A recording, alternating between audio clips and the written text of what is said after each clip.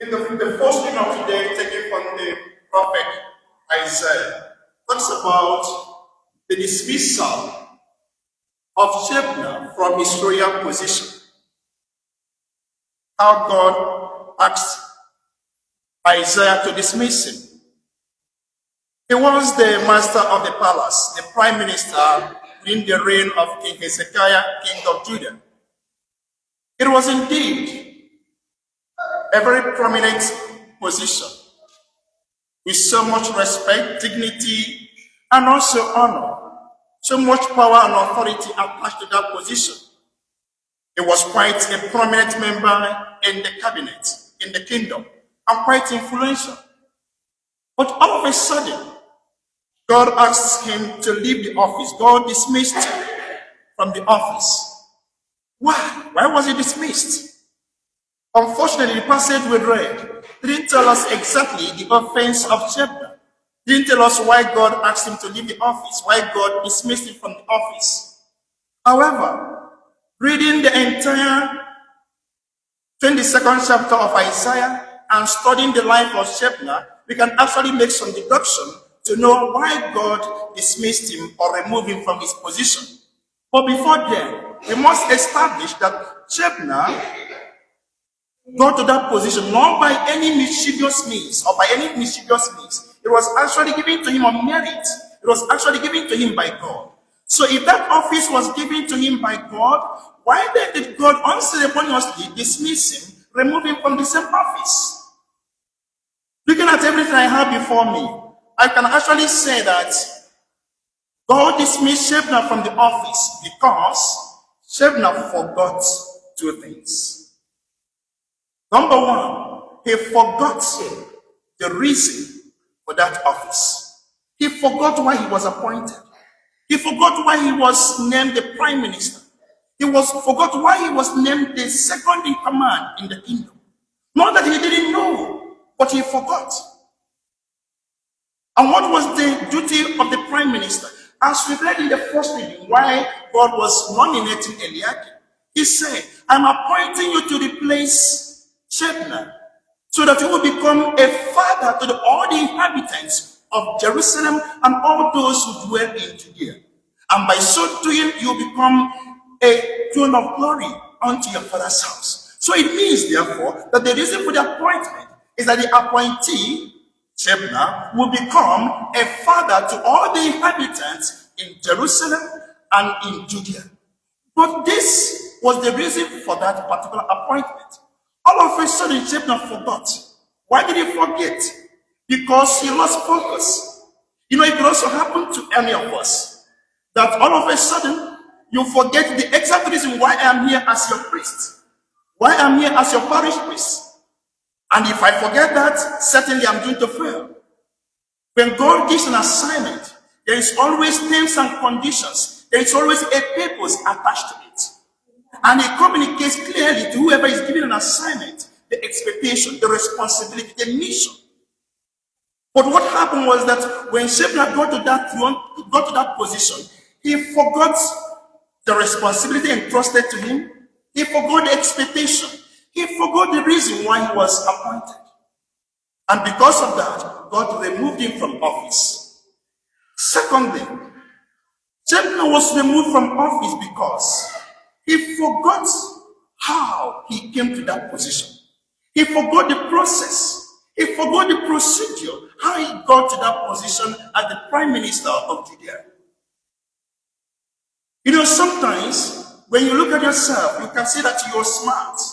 And you think that your position came to you because of your smartness. You will think that sometimes we got what we got because of our intelligence. We forgot the events. We forget the people God used to bring us to where we are or to give us what we have. Immediately, Shebna forgot the process, how he came to that office. He became proud. Pride got him. He began to feel indispensable. According to few records, he began to feel that he has become so important in the kingdom that the king cannot do without him, that the people cannot do without him. And because he forgot the reason and the process, he started chasing shadows, we can say, to the point that Instead of being a father to all the inhabitants, he became so selfish to the point that he was buying fancy grace for himself and for his family. And so God removed him because he forgot the reason why he was appointed. He forgot also how he came to that position. Just like Shebna lost his position, sometimes we have lost great opportunities in life. Sometimes we have lost privileges given to us. Sometimes we have lost our jobs. We lost even talents, blessings given to us, or favors done to us. Why? Because of our carelessness. Or because we forgot the reason why we are where we are. Or we forgot that we are where we are because some people played their part. Some events happen, and God used cumulatively the events and the people to position us where we are. I hope I will never, for any time, forget why I'm a priest. I hope I will never, for any time, forget why I was sent here. The particular purpose the Bishop of the time sent me to St. Anthony's at this particular point. If I forget that, then I'm doomed. I hope I will never forget that I am who I am today as a priest, not because I'm the smartest in my class, not because I'm the most intelligent, no. I hope I will never forget that some people played parts and some events happened. And all this we are providentially arranged by God so that I will be where I am today. But sometimes we think that because we have got some economic influence or factors playing on our side, sometimes we think that our certificates give us what we have or where we are. We thought we got that job because we are the smartest in the interview. We think that we got that apartment because we are the luckiest or because we presented the best of a bank account. We forgot there's someone who is involved. You know, affluence and success, they are not enemies of faith, but they challenge faith a lot. A lot that if we don't pay attention, we can also think and make the mistake of forgetting the reason why we have what we have, the reason why we are where we are, the reason for what we have achieved, and the process that led to it. Have you ever thought that all you achieved, you did so because you are energetic, you are well connected? What is the place of God when you tell your success story? Where do you mention Him?